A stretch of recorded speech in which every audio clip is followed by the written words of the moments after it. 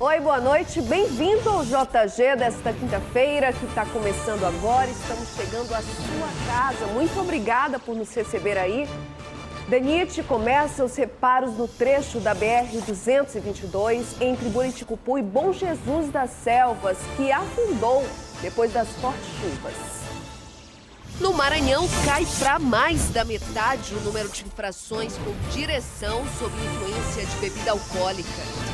O preço da carne praticamente é o dobro em São Luís. O Sindicato dos Trabalhadores de Carne do Maranhão tenta solução junto ao governo do estado e à prefeitura. De acordo com o Sindicato dos Trabalhadores de Carne, nos últimos 3 meses, o aumento do valor da arroba do boi chegou a aproximadamente 100% e elevou de R$ 124 para R$ 240.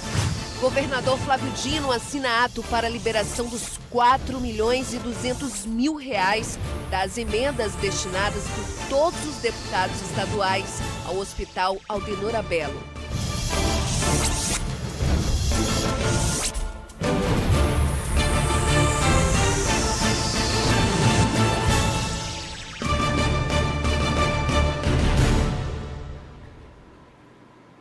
Você viu aquela imagem impressionante do asfalto que cedeu na BR-222 entre os municípios de Buriticupu e Bom Jesus das Selvas? Pois bem, o DENIT já começou o reparo e apenas uma parte da rodovia está interditada. A preocupação da PRF agora é com outros trechos no estado que podem não resistir às chuvas. As imagens mostram a cratera que se formou no trecho do quilômetro 524 da BR-222, na cidade de Buriticupu, sentido Bom Jesus das Selvas. O asfalto cedeu devido à forte chuva que caiu na noite desta quarta-feira. O trecho da BR-222 que se rompeu soou como um alerta aqui para a Polícia Rodoviária Federal no Maranhão, que pretende divulgar na próxima semana um raio-x com um mapeamento das estradas e rodovias, sejam elas federais ou estaduais, onde os motoristas terão que redobrar os cuidados nesse período chuvoso. A PRF já tem mapeado alguns pontos perigosos, como a BR-316, no noroeste do Maranhão, que dá acesso ao estado do Pará, entre outros pontos. Entre Miranda do Norte e Estaca Zero, ali perto de Santa Inês, sempre tem locais ali que existe corte, principalmente perto de Arari. Na BR-222 também, mais adiante, tem esse corte do 524 e também locais próximos ali, Santo Onofre e tal, vez por outra corta, porque são locais altos e às vezes não tem vegetação nas laterais, acaba corroendo e a erosão e acaba danificando. A BR-230 próximo de Balsas, ali um pouco para o lado de São Raimundo das Mangabeiras, eventualmente também se rompe. Então são os principais locais onde tem esse problema. A BR-222 é a que mais tem esse problema em todo o estado. Segundo o DENIT, em 4 horas choveu 111 milímetros, sendo que a média histórica em todo o mês de dezembro é de 200 milímetros. O trecho do quilômetro 524 da BR-222 já está recebendo reparos. Previsão de até 8 horas da noite, 20 horas está resolvido. Pode ser que não esteja. Se não chover, provavelmente estará resolvido hoje à noite. A gente segue falando sobre as estradas no interior do estado. Na MA 314, no município de Tutóia, uma mulher identificada como Elisete Souza morreu depois de ser atropelada por uma ambulância. Elisete era professora e no momento do acidente fazia caminhada, conforme contaram testemunhas à polícia. Revoltados, os moradores da região atearam fogo na ambulância e agrediram o motorista. Policiais militares foram chamados para conter a população. O caso será investigado pela Polícia Civil. E já no povoado de Santana, zona rural de Morros, que fica a 100 quilômetros de São Luís, um veículo com 3 ocupantes despencou de uma ponte e caiu no riacho. O carro ficou submerso e 2 pessoas morreram. Segundo informações do único sobrevivente, o motorista teria sofrido um mal súbito e assim perdido o controle da direção. A polícia militar foi acionada e fez o transporte dos corpos das vítimas que foram encaminhados para o Hospital Municipal de Morros. Período de férias, festas de fim de ano, a PRF e o Detran vão apertar as fiscalizações e também as campanhas educativas para que os motoristas mantenham o bom resultado registrado neste ano, com a redução de infrações ligadas à lei seca, comparado ao mesmo período do ano passado. O número de infrações, olha que boa notícia mesmo, caiu pela metade. Álcool e direção. Os números mostram que os condutores estão conseguindo entender que essa combinação não dá certo.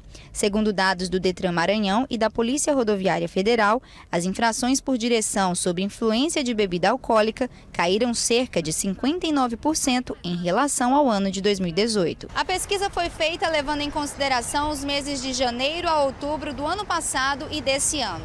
Enquanto em 2018 foram registradas 1.206 infrações, esse ano o número não chega nem à metade, registrando 491 infrações. Esse resultado passa pela conscientização. Uma mudança na forma como é conduzida a lei seca teria ajudado a mudar o comportamento de motoristas e motociclistas.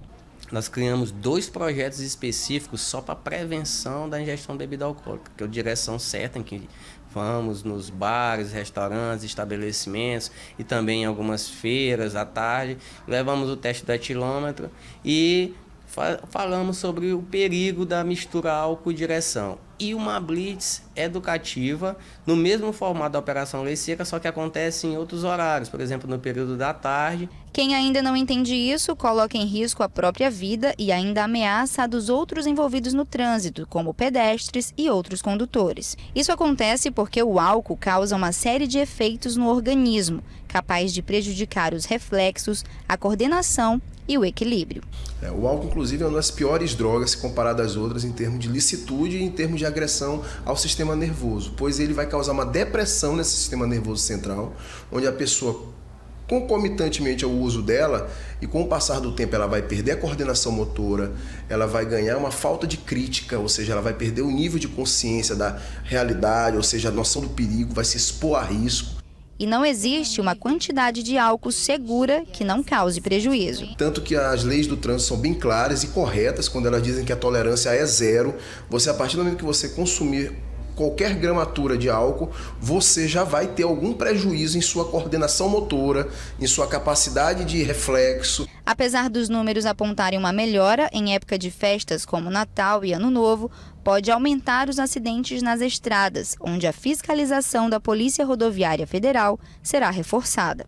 Nas ruas e avenidas da cidade, a estratégia é continuar com atividades voltadas para a educação no trânsito e conscientizar a população que o trânsito é uma responsabilidade conjunta. A gente fez um levantamento em 30 blitz, 30 operações Lei Seca, mais de 120 pessoas aceitaram, e a gente tem um termo, aceitaram a divulgação de suas imagens apoiando a operação, seja elas com vídeo ou com fotos ou depoimentos.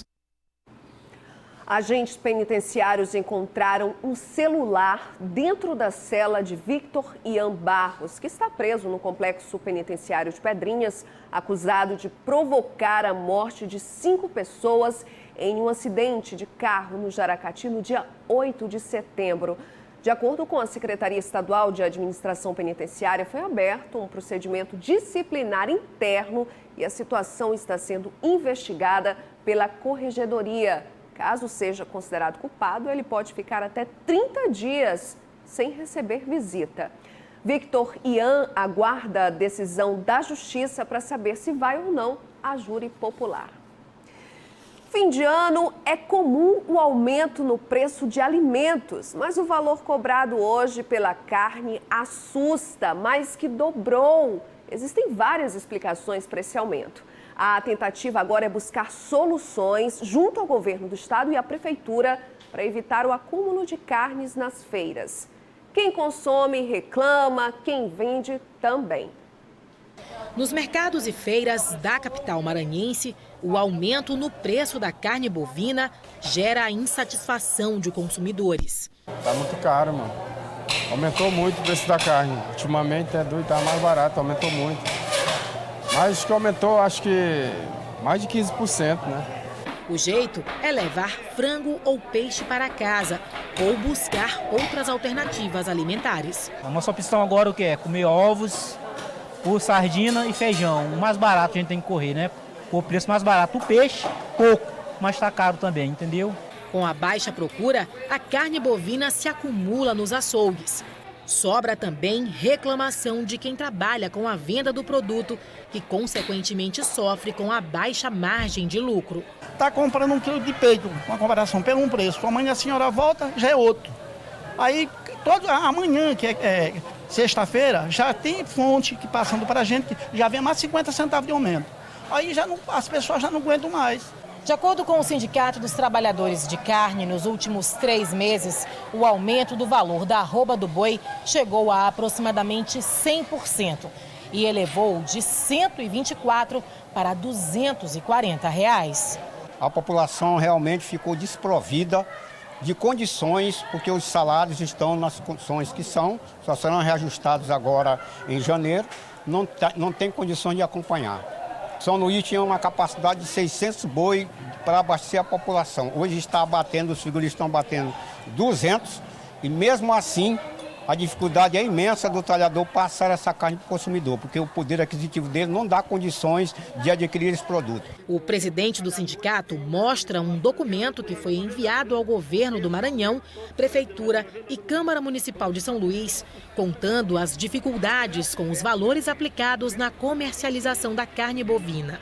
No fim do mês passado, o sindicato também se reuniu com representantes da Sagrima para tentar encontrar uma solução para o problema. A exportação está contida no mercado de todos os países. Agora, o povo de um país, de um estado, não pode ficar desabastecido em detrimento da exportação dos seus produtos. Alguma coisa de forma governamental tem que ser feito em favor da população, que trata-se de alimento. Alimento é vida, vida é necessária ao ser humano. Segundo ele, a tendência é que até março do ano que vem a situação fique ainda pior. É a informação que estão dando os criadores, os frigoríficos, os comerciantes do atacadismo de carne no Maranhão e no Brasil inteiro, que esse problema é nacional. Gente, a situação está difícil agora, diz que março pode piorar. Isso é complicado, tem que resolver essa situação, porque perde o consumidor que gosta de consumir a carne, perde também quem vive da venda. E a seguir, uma entrevista com o vereador Raimundo Penha. Não sai daí, continua aqui comigo no Jornal da Guará. O nosso intervalo é rapidinho. Eu volto já.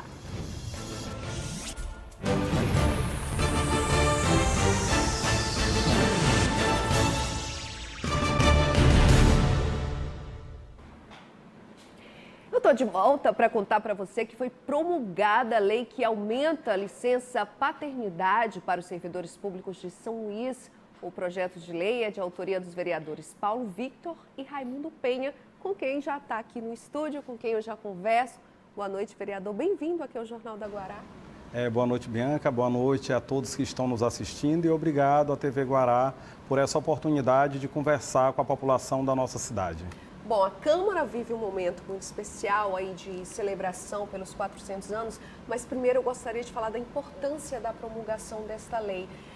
Qual foi a inspiração para adaptar aqui a São Luís, ao município, uma lei que já foi promulgada aí na esfera federal, também estadual?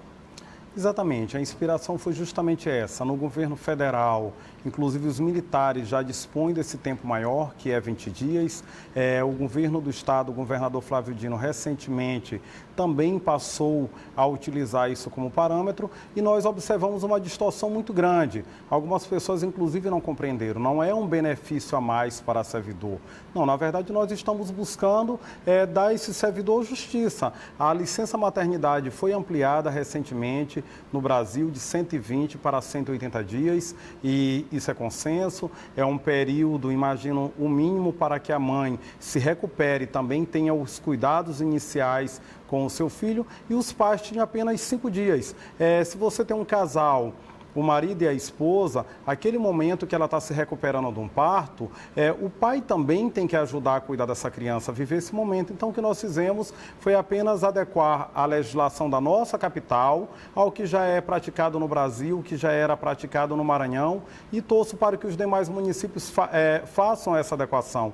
Além do amor de pai, o pai também tem a mesma obrigação que a mãe, que é de cuidar do filho, que é de assistir e, sobretudo, nos primeiros dias, que é o momento mais delicado para a mãe, inclusive que está se recuperando de um parto, que é algo delicado. Então, nós fizemos e foi promulgado ontem, aproveito mais uma vez para agradecer o presidente Osmar Filho, agradecer todos os colegas vereadores, o colega Paulo Vitor, que foi coautor dessa lei, e a partir de agora é isso. Eu que sou servidor público municipal, concursado, eu sei da importância disso para nós servidores, então eu acredito que é um bom presente para os colegas servidores vereador, da nossa cidade. O senhor está citando aí os pais, né, o casal, em que a mulher acaba de ter o filho, mas também vale para uma adoção, né?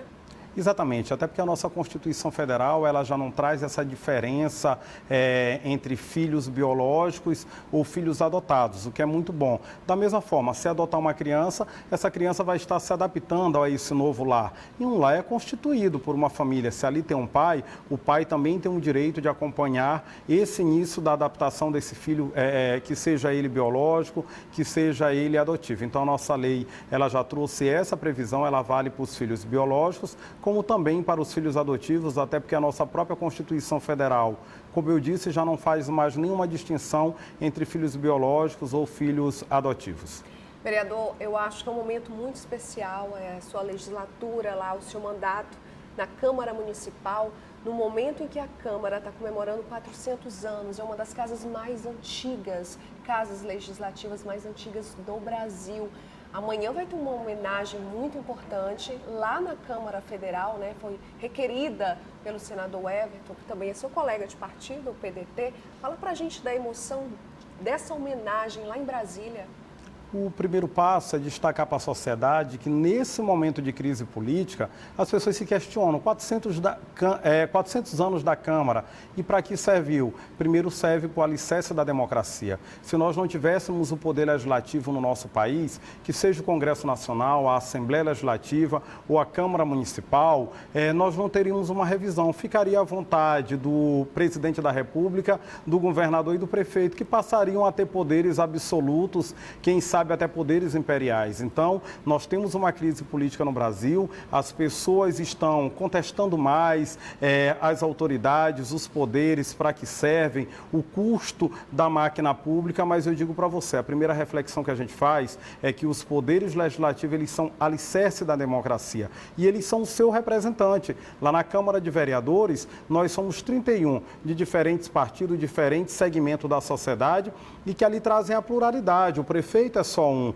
e tem mais 31 ali ao lado dele, que ajuda a debater, ajuda a construir soluções para a cidade. Então, o primeiro ponto que nós traríamos desses 400 anos é para que serviu a Câmara e para que serve, o que nós queremos da próxima Câmara de Vereadores do próximo ano. E você que está insatisfeito, a sugestão, se candidate, vai lá, participe, busque dar a sua contribuição, vereador, mas entenda a importância do Poder Legislativo no nosso país. Vereador, por falar em eleições, a gente sabe que a atual gestão aqui da Prefeitura de São Luís, vocês compartilham de um mesmo ideal, que é o mesmo partido. O presidente da Câmara de São Luís, o vereador Osmar Filho, também é do PDT, o seu partido. O senador Everton Rocha, PDT. Algumas polêmicas surgiram essa semana da possibilidade do PDT de ter uma candidatura própria à Prefeitura de São Luís, ou receber o deputado Neto Evangelista, ou apoiar o DEM nesse projeto. Se você já tem uma história dentro do PDT, pode falar também para a gente sobre isso. O PDT mantém esse projeto de candidatura à Prefeitura de São Luís? Olha, primeiro que o nosso projeto de candidatura ele é natural. O vereador Osmar Filho, que é o mais jovem presidente da Câmara da história da nossa cidade, justamente quando completa 400 anos, nós temos aqui no estado a liderança popular, foi o político mais votado da história do Maranhão, que é o senador Everton Rocha.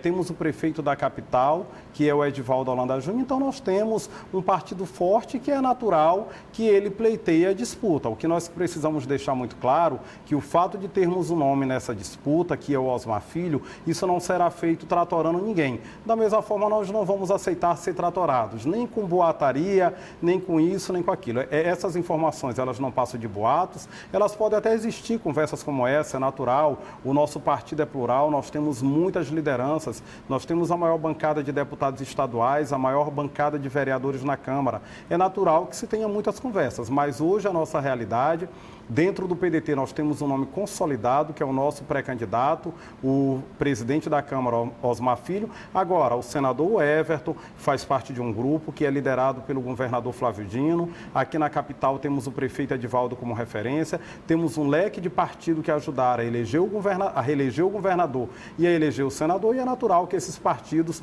continuem dialogando, buscando um consenso, quem sabe um consenso para a prefeitura. Agora, a nossa realidade hoje, o Osmar Filho é pré-candidato a prefeito, ele não abriu mão e todos os demais podem ser conversa de bastidor, nada consolidado. Então, qual seria a proposta diferenciada do PDT? Seria uma continuidade do que o Edivaldo Holanda Júnior faz? Ou seria uma renovação, uma mudança e, por acaso, discorda de algo do mandato do atual prefeito?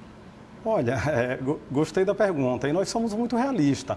O fato de ser do mesmo partido e de ser, inclusive, de eu ocupar a vice-liderança do governo, ela não me faz. Eu sou cidadão de São Luís, ela não me desobriga de reconhecer. O prefeito tem muitos avanços e aí nós temos que deixar muito claro. O prefeito Edivaldo assumiu a prefeitura em 2013, pegando a pior crise financeira deste país. Em 2014 tivemos a reeleição da presidente, que logo em seguida sofreu um processo de impeachment. Você que está em casa acabou de ver uma matéria sobre o preço da carne, você que está em casa sabe do desemprego e isso desemboca aqui no município. O salário mínimo vai aumentando e o que a prefeitura recebe hoje é quase igual o que recebia em 2011 e 2012, com uma diferença que tudo aumentou. Então nós temos que deixar muito claro, o prefeito Edivaldo, muitos estados, inclusive o estado que era mais equilibrado do Brasil, que era o estado do Rio Grande do Sul, atrasou salário, parcelou salários e aqui durante esses 7 anos o prefeito foi responsável. Não atrasou nenhuma folha, tem pago servidores em dias, tem avançado bastante na infraestrutura, inclusive na política de meio ambiente, com a implantação de ecopontos. Agora, nós temos, claro, todo gestor vai ter algo para avançar e o prefeito Edivaldo tem. O nosso pré-candidato, ele vai defender. O nosso pré-candidato Osmar, ele vai defender a continuidade daquilo que foi correta. Agora faremos uma autocrítica, naturalmente, que aqueles pontos que julgarmos que o prefeito Edivaldo não conseguiu avançar, naturalmente que qualquer candidato, seja ele do PDT ou de outro partido, por mais aproximação que tenha com o prefeito, ele não vai poder tapar os olhos e nós reconheceremos. Nós temos avanços a fazer, como por exemplo, eu acredito que a educação, o prefeito tem mantido a folha em dias, tem equilibrado, mas nós temos, na educação, nós temos que acelerar os avanços, até porque nós temos uma referência muito grande, que é o Leonel Brizola, que foi o único brasileiro que governou 2 estados diferentes, o Rio Grande do Sul e o Rio de Janeiro, e implantou o maior projeto de educação desse país, que é o CIEPS, que é um sonho nosso implementar e efetivar aqui na nossa capital. Vereador, foi um prazer muito grande recebê-lo aqui. Parabéns à Câmara Municipal de São Luís, que inclusive tem uma solenidade na segunda-feira, dia 9, que é o aniversário mesmo dessa casa legislativa tão importante, 400 anos de história. A gente vai fazer a cobertura. Parabéns à Câmara, parabéns ao seu trabalho. Muito obrigada. Eu que agradeço, espero que você, cidadão, aproveite esses 400 anos para refletir o papel do Poder Legislativo. Aquele que estiver inquieto, volta a dizer, vá para lá, se candidate, contribui, debate a cidade, ajude a construir a cidade, questione a cidade que temos e a que queremos. Mais uma vez, parabenizar o presidente Osmar Filho, que é o mais jovem presidente da Câmara, agradecer o senador Everton, que amanhã propõe essa sessão solene no Senado Federal, que muito nos orgulha, e e espero que ao final desse mandato, que comemora 400 anos, a gente possa deixar nossa contribuição para termos uma cidade melhor. E mais uma vez, obrigado TV Guará por esta oportunidade. Boa noite. Obrigada, vereador. Boa noite. E um intervalo rápido e a gente volta já com os destaques da política e as análises de Marco Saldanha.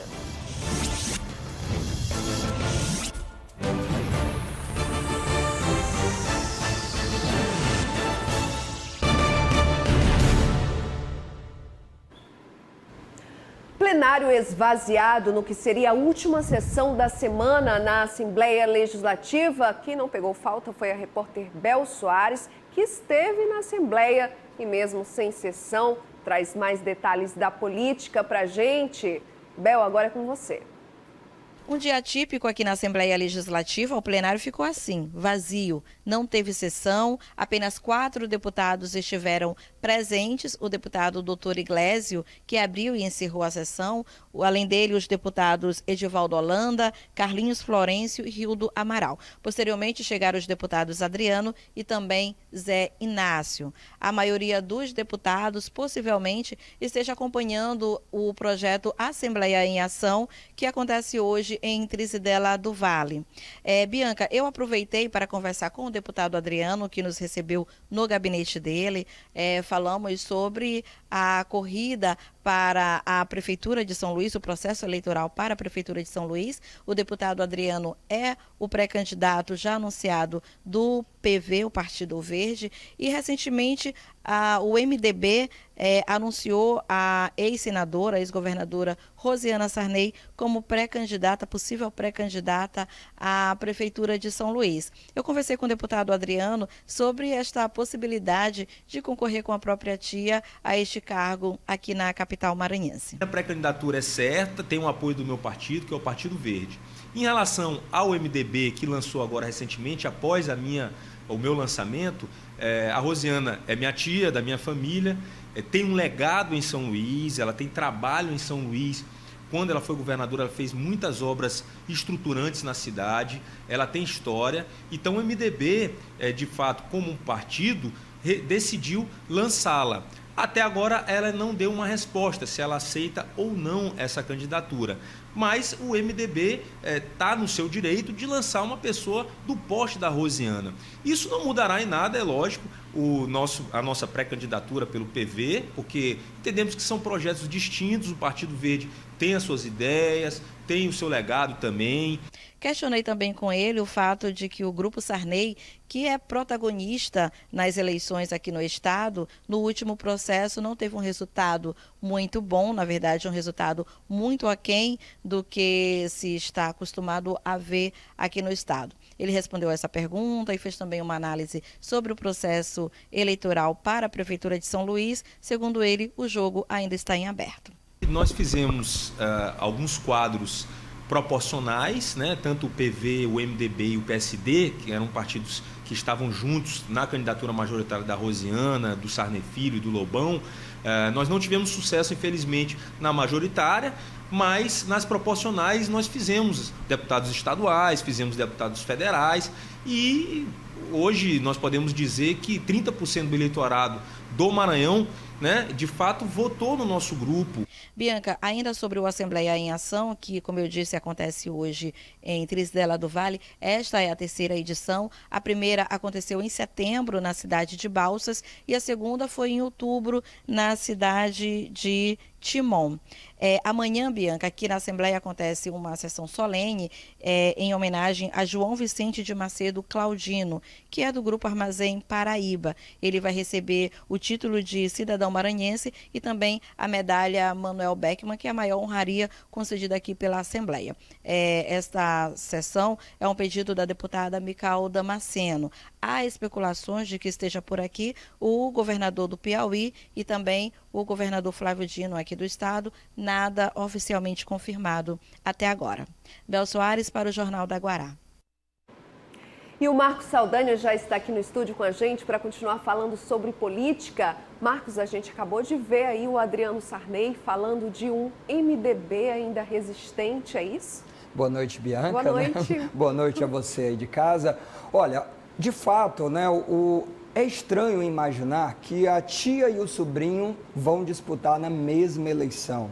Isso, do ponto de vista da eleição majoritária, acabaria dividindo os votos. Ou seja, não seria bom. Se a gente lembrar, num determinado momento, o João Castelo tentou sair candidato com a filha. Ele era candidato, se não me engano, a senador, e a filha deputada estadual, ele, deputado federal. Ele se elegeu deputado federal, mas não conseguiu eleger ela deputada estadual. Ou seja, é muito difícil conseguir com o eleitor fidelizar, até porque ele vai ter que escolher um voto. Então, esse voto ele vai fragmentar e pulverizar muito mais. Mas, por outro lado, eu acho que o Adriano Sarney ele deixa a senha do que de fato pode acontecer. Ou seja, o MDB ele precisa de um nome forte para poder fazer vereadores. Ele não se saiu bem nas últimas eleições. O nome de Rosiana Sarney talvez não vingue, claro que quem decide isso é o eleitor, mas ainda que não vingue como uma vencedora da eleição majoritária, o nome dela é forte para poder carregar junto na eleição proporcional um conjunto de aliança maior e tentar fazer mais vereadores. Ou seja, o MDB talvez nesse momento esteja menos preocupado em garantir a prefeitura e muito mais fazer uma base, o que talvez explique até o que acontece lá em Bacabal, né? O ex-senador João Alberto optou em ser candidato a vereador e não candidato a prefeito. Então, nesse caso, eu acho que o jogo é muito parecido, tanto para o Adriano Sarney quanto para a Rosiana Sarney. Os nomes vão ser, talvez, não protagonistas direto na disputa ali de um segundo turno provável, mas muito mais para se fazer ali uma eleição proporcional muito mais forte, no caso do Adriano para o PV e da Rosiana para o MDB. Bom, sobre a questão das eleições, a gente percebe essa semana toda que o clima realmente ficou quente. O assunto da vez é, sem dúvida, a eleição municipal. Eu diria que tem 3 fases. Primeiro, é o pré-candidato, a pessoa lançar o seu nome. Então, a gente tem visto muitas pessoas ao longo desse ano confirmando o seu nome.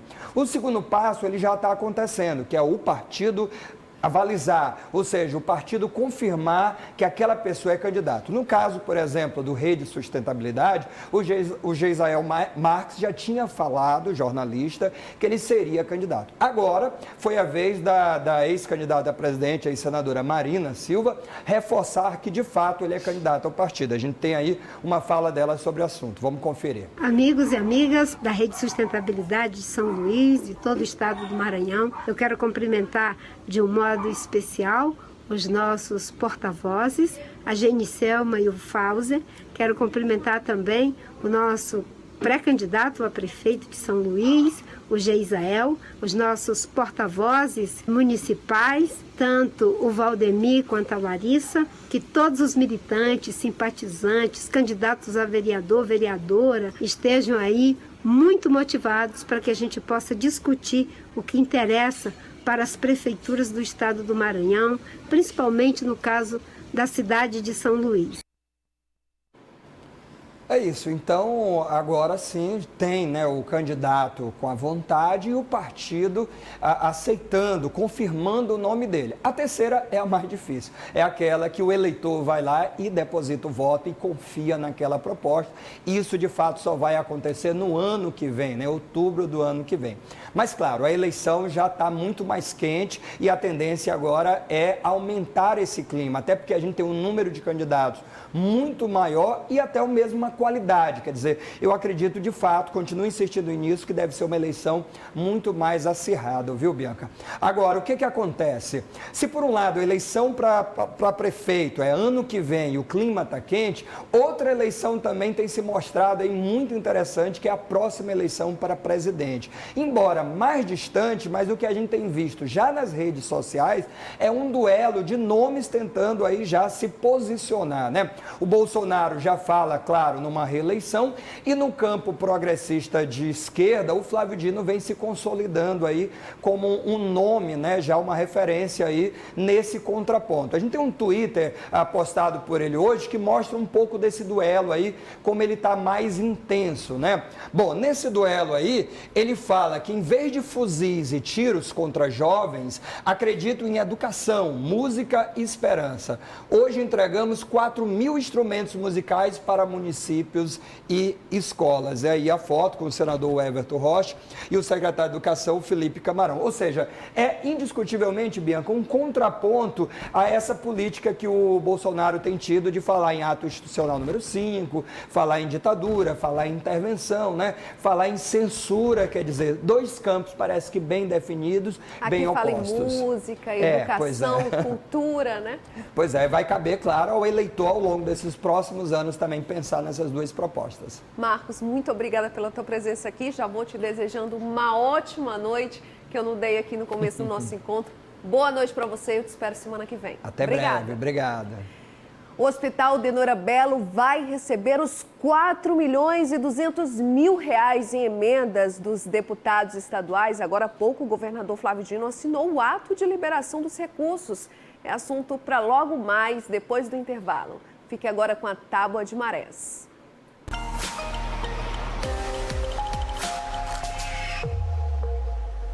Às 13h58 tem Preia-Mar com 4,6 metros. Pela manhã, às 9h37, Baixa-Mar com 1,5 metro. Já às 15h45 tem a segunda Preia-Mar com 4,6 metros. E a sexta-feira termina com Baixa-Mar de 1,5 metro.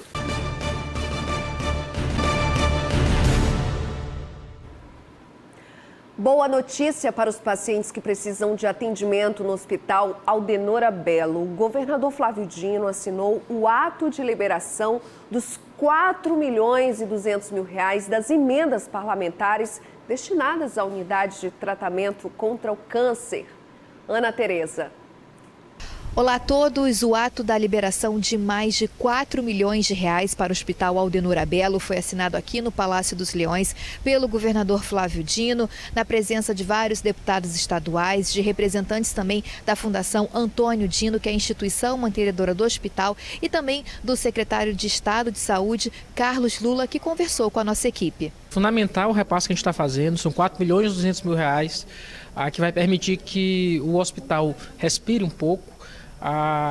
Desde 2015 o Estado do Maranhão tem apoiado o hospital, a gente já fez diversos convênios, fez doação de equipamentos importantes para UTI pediátrica deles, equipamentos novos de radioterapia. Então, destacando que esse recurso é fruto de emendas parlamentares e, para garantir esse recurso, foi assinada uma carta compromisso dos 42 deputados estaduais, onde cada um se comprometeu a destinar 100 mil reais ao hospital. Bom, o recurso virá do orçamento do Estado e vai ajudar o hospital a superar uma crise financeira que ocasionou a suspensão de vários serviços para os pacientes em tratamento de câncer. Ana Tereza com imagens de Tadeu Pablo para o Jornal da Guará. E por hoje é só. Amanhã vem sextar aqui comigo no JG a partir de 6h30 da noite. Então eu te espero aqui amanhã. Tchau, uma ótima noite para você.